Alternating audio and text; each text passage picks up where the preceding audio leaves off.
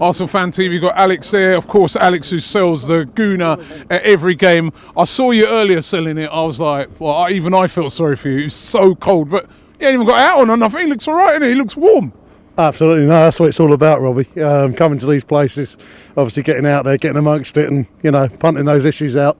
That's what it's all about. That's what we're all here for, We love this club, It's like the royal family to us, and that's what it's all about, And they were like royalty out there in the first half. I mean, took the game away from Östersund after about the first 25 minutes. Yeah, absolutely. We did the job professionally tonight. I think, there's a lot of pressure on us tonight coming here. David against Goliath, but, passed the test with flying colours. Second half, obviously, sat back a bit deeper, got the third goal.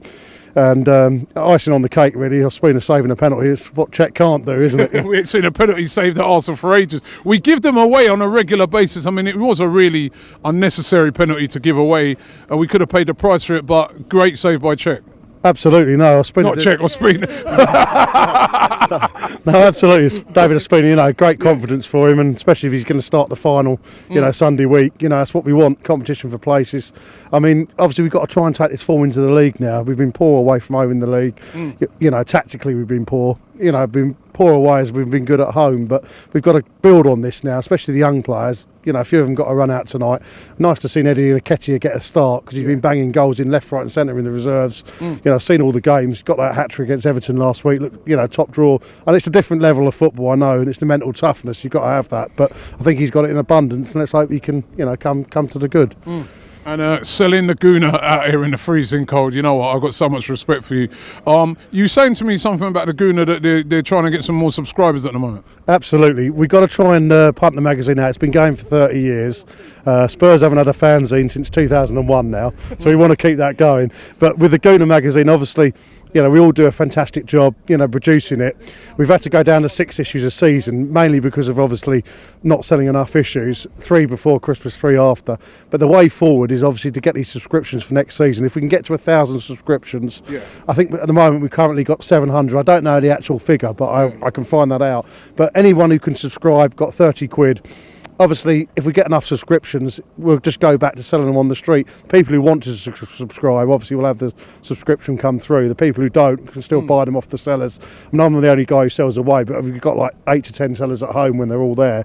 So this is, a way of keeping the Gooner. It's such a quality magazine, quality fanzine. There's only a few clubs who've got one. That's excellent. United, us. I think one of ours is one of the best in the country. Obviously, I'm going to be biased. I'm going to say that. But, the amount of work that goes into a fanzine. Unfortunately, social media is ruining printed media. I mean, look at papers. How many newspapers you sell these days? It's the same thing with with football and any, sport. Obviously, printed media is fading, but we've got to keep it going, keep it out there, keep the fanzine going, and it's what people want. They want to write about the team, they want to write about the club, what's going well, what's not going well, and that's what a fanzine's all about. And I think we should all be able to voice our opinion in that way. All right, we carry on online, but is that the same? The traditional fan who's been going to Arsenal for years, going to Highbury, wants to buy the Gooner. So the more young people who can buy it, obviously, the better for us going forward. So, try and get the fans on board. Okay. Well, listen, if anybody wants to subscribe to the Gooner, let's try and get a link in the description where people can subscribe to it. If we can get that over the line, over 1,000, keep this great magazine alive. This is part of Arsenal's heritage here, and we've got to keep this going. We've got to keep this alive. And once again, just tell them out and do that. Oh, absolutely. I mean, you can contact the magazine either through myself or through the editor. If you buy a copy, obviously all the editorial details are there. Kevin Witcher, he has a stall on match days as well at the club opposite Highbury House. They sell all signed prints. All you guys have probably seen it. But I mean, if you come to me, I can point you in the right direction, give you the phone numbers, give you the email addresses, and go through that route. But obviously, those subscriptions are going to be crucial now to keep the fanzine going next year. Because I think we all want to see it, carry on. But it's not only about that. It's about supporting the team, getting behind them, coming to these places, and all thoroughly having a great time.